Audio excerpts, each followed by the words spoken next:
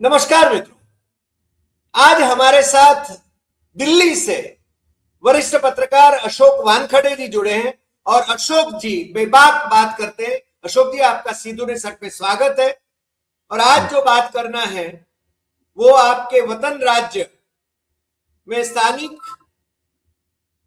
संस्थाओं के चुनाव हो रहे हैं, कारपोरेशन के चुनाव हो रहे हैं, परसों वोटिंग हो रहा है, उसके बारे में तो बात करेंगे ही, मगर पता नहीं ट्रंप भाई ने मोदी भाई पर क्या खार खाया है, उनकी क्या दुश्मनी हो गई है कि पूरे देश को भुगतना पड़ रहा है और उन्होंने टैरिफ बढ़ा दिया है। उसके बारे में भी बात करेंगे। और आप आर्मी स्कूल के प्रोडक्ट हैं, इसलिए यदि चाहें तो आर्मी डे पर भी बात करें। तो मेरे ख्याल से आज हम ये तीनों विषय पर अशोक जी को सुनेंगे। अशोक जी, आपका सीधे सट में स्वागत है और हमारे दर्शक आपको सुनने के लिए लालायित हैं। अशोक जी प्रणाम। वैसा ये कार्यक्रम हमेशा सोमवार को जाता है, मंडे को हम भी प्रयास करते हैं, लेकिन आज मंगलवार को आना पड़ा क्योंकि कल मैं बनारस से दिल्ली के लिए प्रस्थान कर गया था। और दिल्ली का ट्रैफिक का हाल इतना बुरा है कि जितना टाइम मुझे बनारस से दिल्ली आने में लगा फ्लाइट में 1 घंटा 20 मिनट, मुझे घर पहुंचने में 2.25 घंटे लगे एयरपोर्ट से घर। इतना ट्रैफिक जाम था और इतना ट्रैफिक का हाल बुरा, दिल्ली का हाल बुरा, सभी देश का हाल बुरा। और इस बुरे में एक खबर और बुरी यदि मैं बता दूं तो आप भी सोचोगे कि कुछ अच्छा भी तो बताया करो। कसम से मैं कहता हूं, हरि भाई भी है बैठे, हम भी है, हम भी निगेटिव बोलते बोलते थक गए। हम भी अच्छी चीजें देखना चाहते हैं। हम चाहते हैं इस देश के कोने में कुछ तो अच्छी चीज हो। अच्छी चीज हो तो हम लपक के जाते हैं कि भैया चलो एक अच्छा हुआ, एक सुकून मिला। कल जब अमेरिका का राजदूत भारत में जो आया और उसने जब ये कहा कि भारत एक बहुत नजदीकी दोस्त है अमेरिका का और ट्रंप और मोदी जी बहुत अच्छे दोस्त हैं, और इसके चलते अब भारत का ट्रेड डील फिर से हम इसको एस्टेब्लिश करेंगे। सारे गोदी मीडिया, पामेरियन मीडिया सुबह से म्याऊं म्याऊं करने लगे कि देखिए ट्रंप ने फिर अपने आप को अब संभाल लिया है, अब ट्रंप को भारत की अहमियत समझ में आ गई है, ब्ला ब्ला ब्ला। हम भी सोच रहे थे कि चलो भैया ट्रंप को अब समझ में आ गए होंगे, अब शायद उनको भी समझ में आ गया होगा कि जिनसे वो लड़ रहे हैं वो अविनाशी है, वो नॉन बायोलॉजिकल है। तो शायद ट्रंप थोड़े से डर गए होंगे, तो खुद को शर्म आ रही होगी, तो अपने राजदूत को भेजा कि भाई तू जाके बता दे कि जो इंडिया चाहे हम करेंगे। हमने भी सुकून की नींद खोई, क्योंकि इसमें ट्रंप की हार या ट्रंप की जीत का सवाल नहीं, यहाँ पे इस देश का सवाल है। अमेरिका एक हमारा नंबर 2 पोजीशन पे आयातक है, मतलब हमारे यहाँ से निर्यात जाता है। भदोई की, मैं बनारस में था, बनारस से मैं आसपास गया, भदोई की इंडस्ट्री, कारपेट इंडस्ट्री ठप पड़ी हुई है, क्योंकि लाखों कामगार, मैं लाखों की तादाद में बात कर रहा हूँ, 3-3.5 लाख जो बुनकर है, जो बनाते हैं, वो खाली बैठे हैं, रोजी रोटी का संकट है। और ये तब से हुआ जब से 50% का टैरिफ लगा। उधर सूरत में गुजरात के डायमंड वाले परेशान हैं। उधर आंध्र प्रदेश में सी फूड एक्सपोर्ट जो है, जो खासकर प्रॉन्स या झींगे जिसको कहते हैं, जो एक्सपोर्ट होते हैं अमेरिका को, वो लोग परेशान हैं। तमिलनाडु की इंडस्ट्रियल कंपोनेंट देते हैं, जो इंजीनियरिंग कंपनियां हैं, वो परेशान है। कौन परेशान नहीं 50% लगने के बाद? तब भारत सरकार ने कहा था कि आप चिंता की बात नहीं, अमेरिका ने 50% लग गया, हम बहुत कई देशों के साथ हम अपने एग्रीमेंट कर रहे हैं और दनादन काम कर रहे हैं। अरे भाई साहब, जिसके यहाँ 2 करोड़ का हमारा निर्यात है, वहां आप एग्रीमेंट भी करोगे तो क्या होगा? ऊँट के मुंह में जीरा। यहाँ सबसे बड़ा हमारा जो पार्टनर है वो 50% लगा के बैठा है। सरकार सिर्फ बोलती है, करती नहीं। जब ये हो रहा था, उसके बाद जब ये उत्सव मना कि अब ट्रेड डील हो रहा है, मुझे तो ये लग रहा था कि ये डील हो जाए भाई और ये 50% कम हो जाए तो मेरे भाई काम पे लग जाए। लेकिन सुबह उठ के आंखें खुली रह गई जब मैंने ट्वीट देखा डोनाल्ड ट्रंप का। उसने कहा कि this is an order which will be implicated immediately with immediate effect. और वो लागू हो गया है। उन्हें कहा कि जो देश ईरान के साथ थोड़ा भी व्यापार करते हैं उनके ऊपर मैं अतिरिक्त 25% लगा रहा हूं, उसमें भारत का भी नाम है।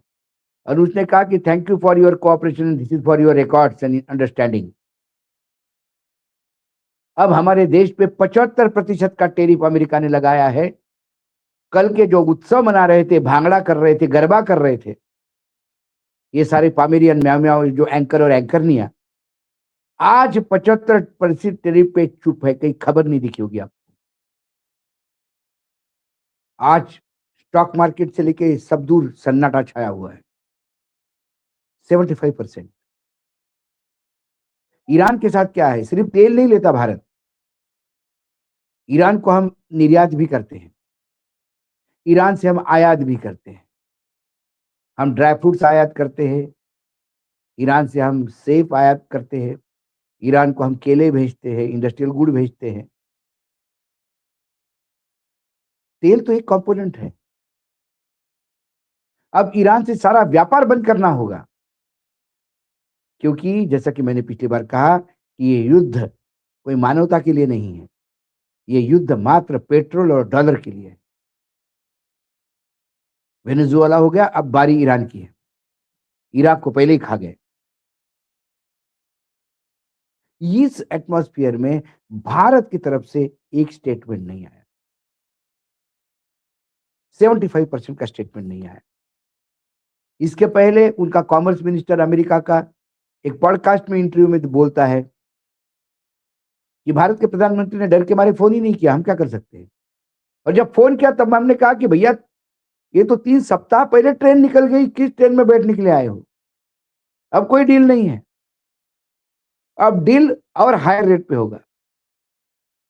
मुझे समझा है, हम पहले पायदान पे क्या करते हैं, दूसरे पायदान पे क्या करते हैं, तीसरे पायदान पे, भारत तीसरा पायदान भी छोड़ गया है।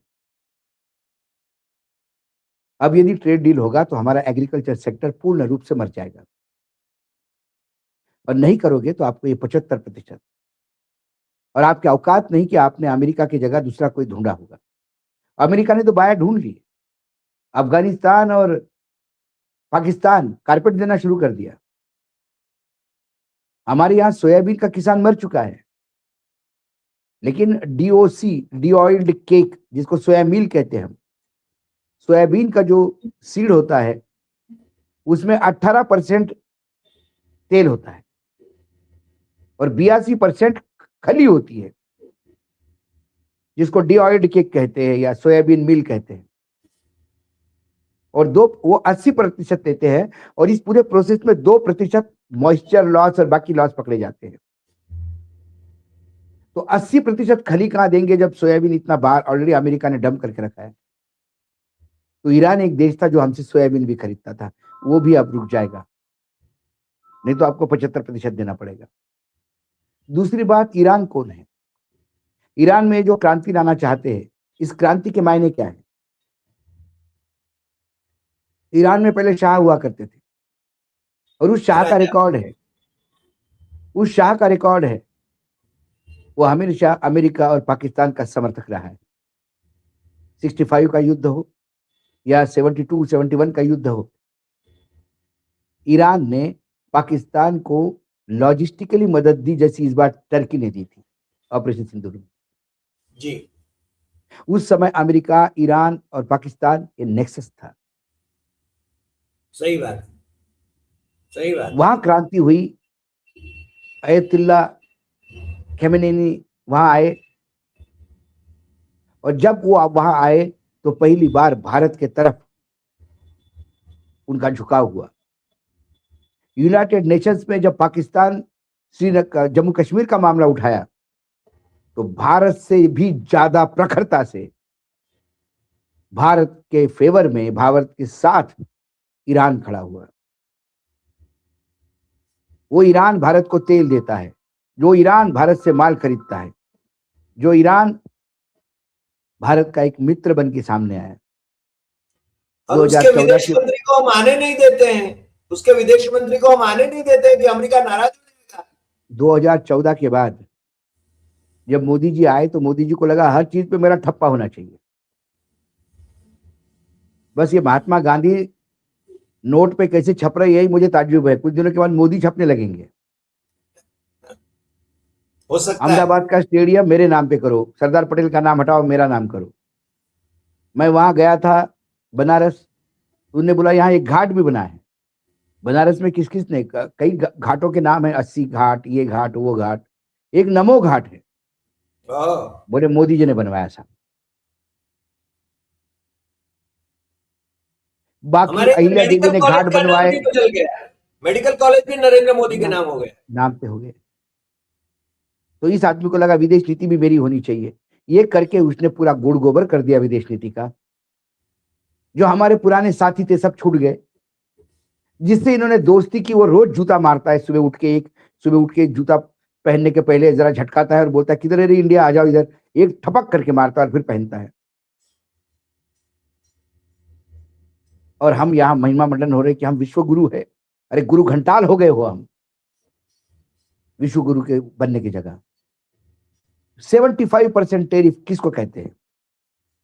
वो अमेरिका रशिया से यूरेनियम खरीदता है, फ्री में नहीं लेता, खरीदता है, आज भी खरीद रहा है। रशिया से जब यूरेनियम खरीदता है तो जो डॉलर रशिया को वो देता है वो यूक्रेन के युद्ध में नहीं जाता। इसकी क्या गारंटी है ट्रंप की? हाँ। सिर्फ भारत का ही पेट्रोल का पैसा जा रहा है। America can deal with Russia, India can't. Who is Trump to dictate India? छोटे छोटे देश, अरे छोड़िए यूक्रेन का जो युद्ध से ग्रस्त बिल्कुल जर्जर हो चुका देश, उसका भी प्रेसिडेंट आता है और अपने देश की अस्मिता के लिए वहां पे भी लड़ता है व्हाइट हाउस में। जी। और ये उपमहाद्वीप का प्रधानमंत्री, 140 करोड़ लोग जिसके साथ खड़े हो, वो वहां जाके मिनमिनाता है, घुटनों पे आता है। ये दुर्भाग्य देश का। जो कमजोर है उसको लोग हमेशा, जिसके पास शक्ति है वो हमेशा कमजोरों का दमन करता है। आपको शक्तिशाली नहीं हो तो कम से कम शक्तिशाली है ये बताने का प्रयास करना पड़ेगा, जो इंदिरा गांधी ने किया था, जो जवाहरलाल नेहरू ने किया था। ये 75% टेरिफ आपको ईरान से टोटली कट ऑफ कर देगा। ये ईरान से अपना धंधा बंद कर देंगे, वाइंड अप कर देंगे। ये नेतन्याहू आते हैं तो उनको बोलते कि अरे साहब हम तो बिल्कुल वो करेंगे। सॉरी, पुतिन जब आते हैं तो बोलते हैं कि तेल आप ही से खरीदेंगे। जैसे पुतिन जाते हैं ऐसे ही बोल दिया था उनको, ऐसे ही बोलना पड़ता है, तेल तो आप ही से खरीदेंगे माए बाप। और रशिया से तेल खरीदना बंद कर दिया। अब रशिया से आने वाले टैंकरों के बीच में अमेरिका खड़ा हो जाता है। भारत बोल भी नहीं पाएगा कि हमारे टैंकर क्यों रोका है तुमने, क्योंकि बोलने के लिए जबान होनी चाहिए मुंह में। और जब ट्रंप सामने होता है तो ये जबान इनकी साफ सूंघ जाती है, बर्फ लग जाता है मुंह में। आज देश में बहुत बड़ा संकट है जो कोई मीडिया दिखा नहीं रहा है। और ये कोई मनगढ़ंत बात नहीं है, आप जाके देखिए। सोशल प्लेटफॉर्म है, ट्रुथ पे जाके देखिए आप क्या कहता है। और मैं अभी हरि भाई को भेजता हूं, हरि भाई लगा देंगे उसमें बीच में। कहां कहां जा रहे हैं हम? किसान परेशान, उद्योग परेशान, महंगाई बढ़ गई तो बोलते वो सब्जी और फ्रूट की कीमत बढ़ गई तो महंगाई बढ़ी। तो यूपीए के टाइम पे क्या महंगाई बढ़ती थी? मनमोहन सिंह ज्यादा खाना खाता था इसलिए महंगाई बढ़ती थी। तब भी ऐसी महंगाई बढ़ती थी, लेकिन तब आप सीने पीट पीट के हाय महंगाई, क्या रे इंदिरा तेरा खेल, सस्ती दारू महंगा तेल, ये सारे नारे आपने दिए हुए हैं। और आज इन नारों को जगह नहीं है। ये डरपोक सरकार है, ये वहां नहीं डरती, सिर्फ ट्रंप से नहीं डरती है, हर एक से डरती है। ये चाइना से डरती है। और अब एनएसयूआई के छात्र, नेशनल स्टूडेंट यूनियन के छात्र, मनरेगा को लेके उत्तर प्रदेश में शांति रूप से, शांति से मार्च निकाल रहे थे। उनको पे बर्बरतापूर्वक लाठीचार्ज किया, उनको जेल में ठूसा, लोग खून से नहा लिए थे, बच्चे हैं। और अब हर जिले का एनएसयूआई का अध्यक्ष के घर पुलिस बैठी हुई है, हाउस अरेस्ट किया, लोगों को उठा, नहीं आंदोलन नहीं होना चाहिए, आंदोलन नहीं होना चाहिए। क्यों? लोकतंत्र में नहीं है, संविधान से नहीं चलेगा। यदि कांग्रेस ने ऐसा सरकार चलाई होती तो कभी बीजेपी का जन्म भी नहीं होता। मोदी जी गुजरात में आते हैं तो कांग्रेस के लोगों को घर में ठूसा जाता है, उनको बाहर नहीं निकलने दिया जाता है। डरपोक है ये लोग, फेस नहीं कर पाते। विरोधियों को अलग करने, ये इसमें एक वो न चाहिए। दो उदाहरण देता हूं मैं आपको।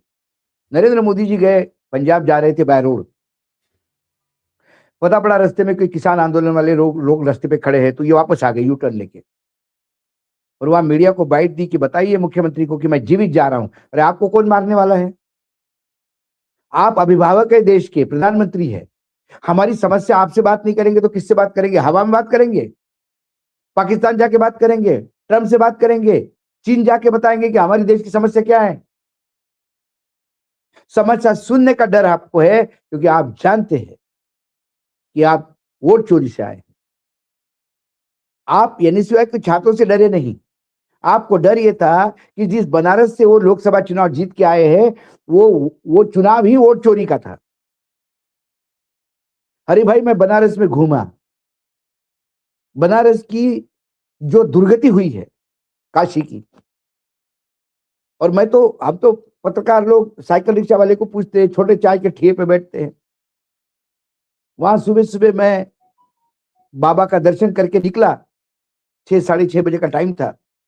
सुबह सुबह वहां गरम पूरी, हिंग की कचौड़ी कहते हैं उसको, और सब्जी सुबह सुबह गरम गरम, तो इच्छा हुई कि जरा खाई जाए।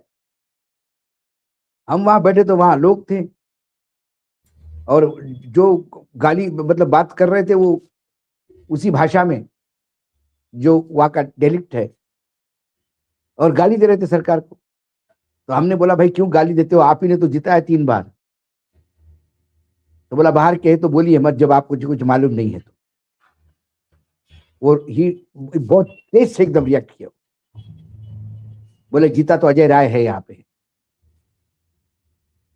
ये फ्रॉडगिरी से जीता, जबरदस्ती जीता है, हमको मालूम है कौन जीता है, मत बताइए हमको आप। ये रिएक्शन है आम आदमी का वहां पे। लोग कहते हैं कि दुर्भाग्य हमारा कि कैसा कब क्यों आया ये बनारस। वह लंका थाना है, वह लंका करके एक एरिया है। मुझे कह रहे थे जाके जाके देखिए आप लंका थाने में दर्जनों शिवलिंग पड़े हैं, अटाले में मंदिर तोड़े हैं। क्या बात कर रहे हैं आप?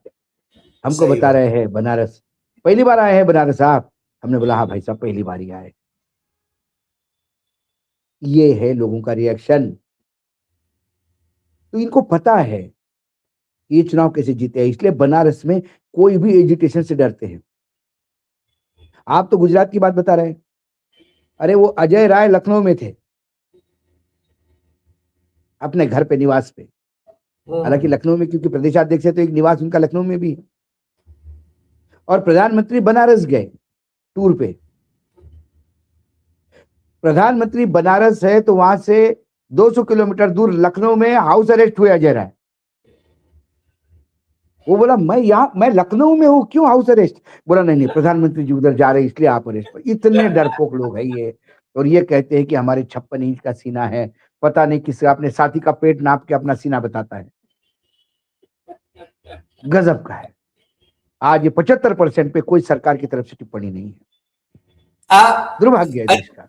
अशोक जी, आपको मालूम होगा आजकल जो भाजपा के मंत्री बन चुके हैं, मिनिस्टर हैं, आप जानते हैं उनको भली भांति। वो कहते थे गधे का जो होता है ना छाती, वो 56 का होता है।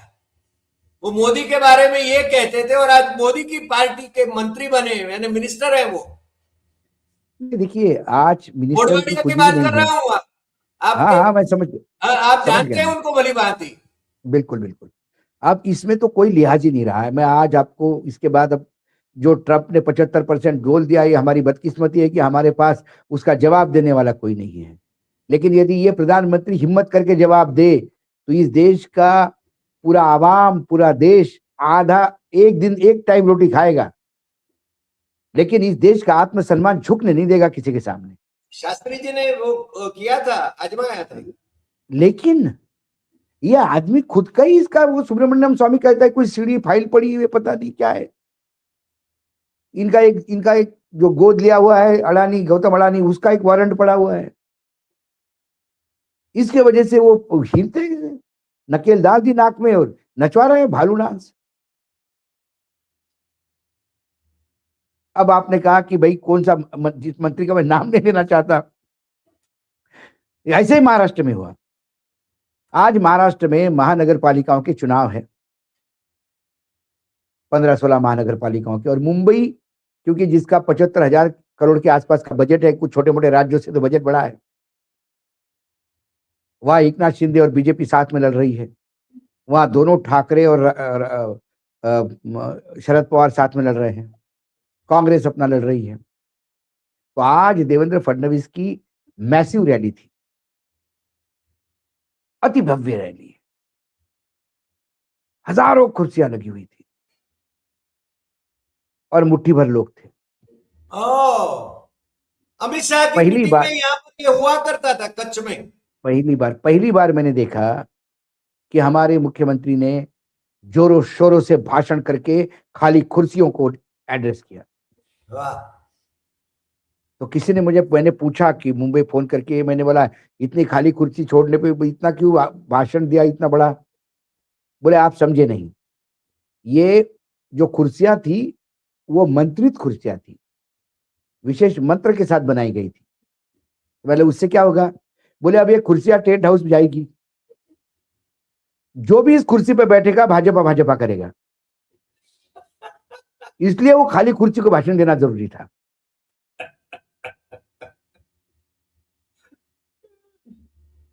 और चुनाव जीतना है वोट चोरी से। तो मुझे एक सवाल पूछा गया कि ये लोग क्यों नहीं आए, लोगों ने मुंह क्यों मोड़ लिया? अरे भाई कहां कैसा करेंगे? मुंबई के प्लेटफॉर्म पे एकनाथ शिंदे और देवेंद्र फडणवीस इकट्ठा भाषण देते हैं। उसी मुंबई से 30 किलोमीटर दूर अमरनाथ में एकनाथ शिंदे के खिलाफ बीजेपी हाईकोर्ट गई है, आमने सामने लड़े हैं, एक दूसरे का गला पकड़ा है। थोड़ा 200 किलोमीटर आगे जाइए, पुणे पिंपरी चिंचवड, वहां अजित पवार और बीजेपी एक दूसरे के खून के पैसे हो गए हैं। उसे अजित पवार के 4 कारपोरेटर अमरनाथ में बीजेपी के साथ हो गए थे, लेकिन वोटिंग किया उन्होंने एकनाथ शिंदे के आदमी को। तो वही अजित पवार उनको शोकॉज नोटिस दे रहा है कि तुमने बीजेपी का साथ क्यों नहीं दिया। मैंने चारों में से एक से बात हो गई, मतलब तू शोकॉज नोटिस दे उल्टी, क्योंकि पिंपरी चिंचवड में सामने क्यों लड़ रहा है। और वो कहता है कि ये सबसे बड़ा भ्रष्ट आदमी है। बीजेपी कहती है अजित पवार को, अजित पवार कहे मैं भ्रष्ट हूं तो फिर इनके साथ क्यों हूं। फिर वो कहते हैं कि अरे भ्रष्टाचार को छुपाने हमारे साथ आ गया बचने के लिए। तो बीजेपी इनडायरेक्टली एग्री करती है कि भ्रष्टाचारियों को हम अपने साथ रख के बचाते हैं, उन पे एक्शन नहीं होने देते, ये एग्री कर रहे। एक जगह एकनाथ शिंदे के एक एमएलए को दूसरे बीजेपी के एमएलए ने बोल दिया। ये सारे जो डायलॉग्स है ये ऐसे नहीं आमने सामने, ये स्टेज पे रैलियों से बोले गए हैं। सही बात। बोले अरे तू क्या बात कर रहा है, मैं जानता हूं तू कौन है, 50 खोके दिए तब तू हमारे साथ आया। अब देने वाला भी बोल रहा है कि मैंने दिए। अब ऐसे सारे लोगों के चेहरे से नकाब उतर गए, ये सब नंगे हो गए। अब इनको किस मुंह से वोट देंगे और क्यों जनता इस पे विश्वास रखेगी? मगर जनता को करना क्या होगा? पुणे में देखिए, एकनाथ शिंदे अलग चुनाव लड़ रहे, कांग्रेस अलग चुनाव लड़ रही है, बीजेपी अलग चुनाव लड़ रही है, अजित पवार और शरद पवार मिलकर चुनाव लड़ रहे हैं। और इधर ठाकरे बंधु इकट्ठा चुनाव लड़ रहे हैं, 5 कॉर्नर इलेक्शन, और कहते हैं कि हम राज्य में एक साथ हैं और केंद्र में एक साथ है। तो इनका कोई ईमान धर्म नहीं रहा है, इनका कोई नैतिकता नहीं रही है। वो मराठी में बोलते हैं, आपन सगळे भाऊ सगळे मिळून खाऊ, हम सब भाई है और इकट्ठा होके खाएंगे। खाना किसको है? महाराष्ट्र की जनता को खाना है। राज ठाकरे ने कहा कि गौतम अडानी का कैसा इतना ग्रोथ हुआ, गौतम अडानी को पूरा बेच दिया है देश, पूछो इनको बीजेपी वालों को। तो देवेंद्र फडणवीस ने कहा कि मैं गौतम अडानी का वकील नहीं हूं जवाब देने के लिए, और हो भी नहीं सकता वकील। गौतम अडानी के वकील तो ऊपर बैठे हैं दोनों, जिनके तुम मुंशी हो। मुंशी कितना भी बड़ा हिसाब रखने वाला हो, कोर्ट में तो वकील अपेयर होता ना, मुंशी नहीं होता। तो मैंने बोला, इस मुंशी को कब किसने कहा तू वकील है? तू तो मुंशी ही है। वकील ऊपर बैठे हैं दोनों। वाह वाह वाह वाह, अशोक जी वाह, टाइगर असली रूप में आ गया। क्या कहे, मतलब मुझे तो, मैं अभी महाराष्ट्र जाता हूं सर, तो जो भी मिलता है तो मैं उसको पूछता हूं कि अभी बता, जब तू मुझसे बात कर रहा है तब कहाँ है? हाँ। क्योंकि उसने कहा यदि कि मैं एकनाथ शिंदे के साथ हूं, इतने में आपका फोन आया और वो अटेंड करने गया मैं बाहर, और वापस आया तो पता पड़ा वो अजित पवार के साथ चला गया। इतना गिरगिट भी रंग बदलने में थोड़ा टाइम लगता है, मौसम को बदलने में टाइम लगता है। जो बहुत जल्दी बदलता है वो महाराष्ट्र का हमारा नेता है। क्योंकि इनकी विचारधारा नहीं है, इनका कोई व्यक्तित्व नहीं है, इनका कोई अस्तित्व नहीं है। इनका सिर्फ एक ही है कि एन केन प्रकरण सत्ता में बने रहना है और सत्ता का मक्खन खाना है। यही तो दुर्भाग्य है हमारा देश का। ये महाराष्ट्र में है, ये आपके गुजरात में है, ये बिहार में है, ये कहा नहीं है। ये न्यू इंडिया है, ये मोदी का भारत है, जहां सिर्फ सत्ता भोग के लिए होती है, सेवा के लिए नहीं। सही बात, सही बात। और अंत में आपने जिक्र किया आर्मी का, मैं आज कोई टिप्पणी नहीं करना चाहूंगा, लेकिन इतना जरूर मैं कहूंगा, इस देश की आर्मी हमेशा इंडिपेंडेंट रही है। मैं फील्ड मार्शल मानेकशॉ को सुन रहा था, डेविल्स एडवोकेट में करण थापर इंटरव्यू ले रहे थे। एक सवाल उनने पूछा उसमें कि क्या इंदिरा गांधी को डर था कि आप टेक ओवर करोगे? तो उन्हें पूरा किस्सा सुनाया उन्होंने कहा कि she was in the house, she straight drove to the office, her residence, and called me. Then I was told that Prime Minister is online, she want to talk to you. बोला गया कि मुझे प्रधानमंत्री बात करना चाहते हैं, तो मैंने प्रधानमंत्री से बात की। तो उन्होंने कहा कि you need to come to my office immediately. And I told Madam Prime Minister, I am having my cup of tea, so I can't come immediately. Then she said, don't worry, I will give you a better tea than that, but please do come. तो बोले मैं गया, फिर I drove to her house. She was sitting like this.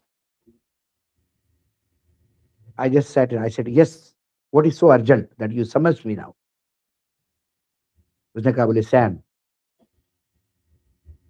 looking straight to my eyes,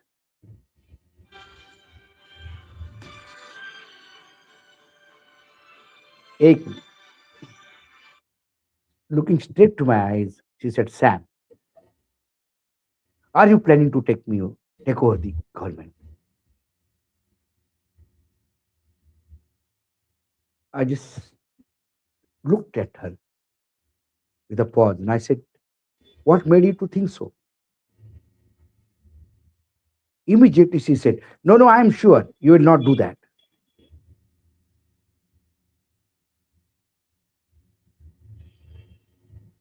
I am sure you cannot do that. Immediately I shot back and I said, don't consider me to be a weak man. I'm the commander of the army. She said, no, I take my words back. I'm sure that you would never do that. That's it. You don't interfere in army. We don't interfere in the government. Absolutely. And I left the table. ये मेरी army थी. दुर्भाग्य है अब मेरे देश का 2014 के बाद, ऑपरेशन सिंदूर में तो आर्मी आके सरकार को डिफेंड कर रही है. इस देश के लोगों ने सरकारों पे डाउट किया होगा, कभी आर्मी पे डाउट नहीं किया. इस देश आज भी इस फौज को सलाम ही करती है, नतमस्तक ही होती है फौज के सामने. जब फौज राजनीतिक बात करने लगती है तब जनता की सांसें रुकती है. शुरुआत यहीं से होती है. अटल जी की भाषा में, अटल जी ने भाषण में कहा था, क्रिमिनलाइजेशन ऑफ पॉलिटिक्स में, लोकसभा में, यूट्यूब पे मिल जाएगा आपको ये भाषण.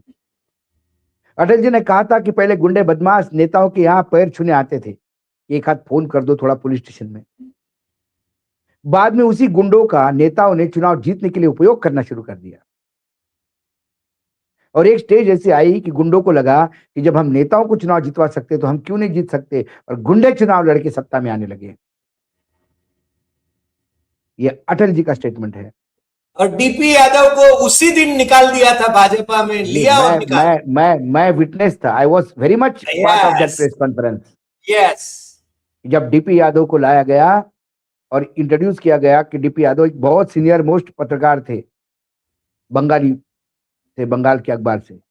उनने एकदम पीछे से शांतपूर्ण एक सवाल पूछा, so when Dawood is going to join the party. Pin drop silence. प्रवक्ता उठ के खड़े हो गए, उन्होंने डीपी यादव को लेके पिछले कमरे में चले गए. आधे घंटे तक कुछ नहीं, चाय और नाश्ता सर्व होता रहा. उसके बाद उन्होंने कहा कि press conference is cancelled, DP Yadav is not joining BJP. क्योंकि बीजेपी का तब चाल था, चरित्र था और चेहरा था. अटल जी 2014 के बाद तो जो आदमी बलात्कार के केस में सजा, मतलब जिसका केस चल रहा है, उसको उन्होंने एडॉप्टेड कारपोरेटर बनाया अभी, और फिर बाद में उसका इस्तीफा दिया. आज के डेट में व्यभिचार, दुराचार, भ्रष्टाचार, ये यूएसपी हो गए बीजेपी में ज्वाइन करने के लिए. सही बात. This is the quality that you should. क्योंकि वहां जाके आपको एक बार वॉशिंग मशीन में उतार देते हैं, फिर उसके बाद आपका व्यभिचार, भ्रष्टाचार, दुराचार, ये सदाचार हो जाता है. वाह. तो इसीलिए आर्मी का जो आज प्रेस कॉन्फ्रेंस था, I am not for that, with due respect to the army. और मेरा आज भी मानना है कि रिटायर्ड फौजी को राजनीति चुनाव में नहीं आना चाहिए. वीके सिंह ने एक ऐसी बड़ी गलती करी जीवन में. नहीं तो इस देश का रिटायर्ड जज, जेजे सिंह ने, जितना रिटायर्ड जज होते हैं, रिटायर्ड आर्मी कमांडर्स होते हैं, अरे अंतिम सांस तक, जब उनकी अंतिम यात्रा भी निकलती है तो पूरा जनसैलाब उमड़ता है, क्योंकि उसने देश को दिया है, तो देश प्रेम व्यक्त करता है. लेकिन राजनीति के दलदल में जिस दिन आओगे, उस दिन वो दलदल की कालीमा जो चेहरे पे लगेगी, वो जब लगेगी तो वो कहीं ना कहीं दर्द होता है. क्योंकि मैं भी सैनिक स्कूल का प्रोडक्ट हूं. मेरा पूरा बैच रिटायर्ड हो गया है, ब्रिगेडियर. एक मेरा बैचमेट, क्लासमेट मेजर जनरल होकर रिटायर्ड हो गया. आज मेरे जूनियर बड़े बड़े पोस्ट पे है, कोई एयर मार्शल है, कोई मेजर जनरल है. दर्द होता है जब राजनीतिक बातें ये करते हैं. तो इसीलिए आज थोड़ा सा 4 मिनट एक्सट्रीम हो गया, क्योंकि आज थोड़ा सा बातें ऐसी हो गई. 75% टेरिफ से मैं अभी तक उभर नहीं पा रहा हूं. महाराष्ट्र में राजनीति का जो व्याभिचार और सैराचार हो रहा है, फ्री फॉर ऑल है. स्टोन एज में नहीं था, कोई भी किसी की महिला को लेके वो चला जाता था, क्योंकि वहां शादी नाम का बंधक ही नहीं था. वहां सिर्फ मेल और फीमेल, ये दो ही कंसेप्ट थे. आज हमारे महाराष्ट्र की राजनीति उसी लेवल पे आ गई है. यहाँ कोई विचारधारा, कोई किसी के साथ चला जाएगा, कोई किसी के साथ, कोई कुछ भी नहीं. और अंत में आर्मी का ये जिक्र था, तो उसको मुझे लगा कि मुझे इतना निषेध तो व्यक्त कर सकता हूँ। नहीं, आपने बहुत अच्छा किया। जनरल करियप्पा जो कि हमारे पहले आर्मी चीफ थे, उन्होंने जब नेहरू गवर्नमेंट की सराहना की तो नेहरू ने उनको टोका था कि आपको सरकार की सराहना नहीं करना चाहिए, आपको अपॉलिटिकल रहना है। और तब से लेकर आज तक हम तो ये चाहते हैं कि आर्मी हमारी, उसको दो हाथ से हम सलाम करते हैं, आर्म फोर्सेस को सलाम करते हैं। हम सुरक्षित हैं क्योंकि उनकी बदौलत, और वो पॉलिटिक्स में नहीं आए और पॉलिटिसाइजेशन ना हो, ये भी जरूरी है। आज आपने बहुत अच्छी, तीनों बातें बहुत अच्छी करी और इसके लिए आपका शुक्रिया। और फिर मिलेंगे नए एपिसोड में नए विषय के साथ। अशोक जी, नमस्कार। धन्यवाद।